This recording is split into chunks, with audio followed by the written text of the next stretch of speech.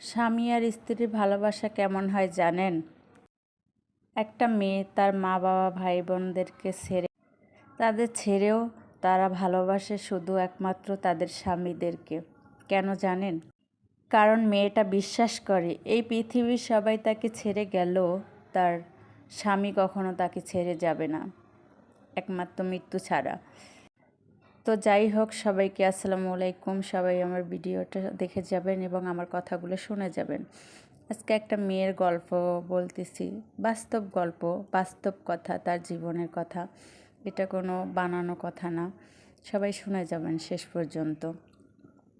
আমার খুব কাছের একটা মেয়ে, একসময় সে মেয়ে ছিল, তারপর থেকে মহিলা, এখন তারপর সে মা, তারপর সে শাশুড়ি। তো যাই হোক, তার শুরু থেকে একটা কথা বলি।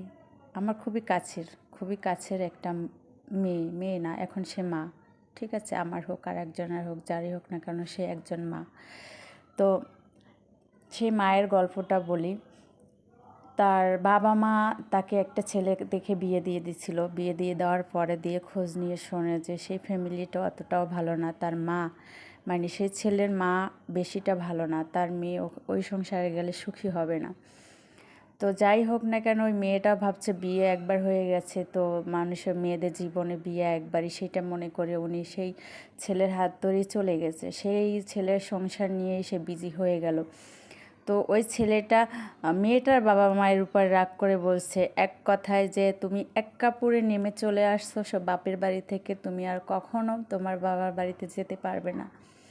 আজ তাদের বিয়ের বয়স 42 হয়ে গেছে, 42-43 এরকম হয়ে গেছে। ওই একবার একটা কথা বলছে, সেই এক কথায় তার বাবা আমাকে ত্যাগ করে দিছে।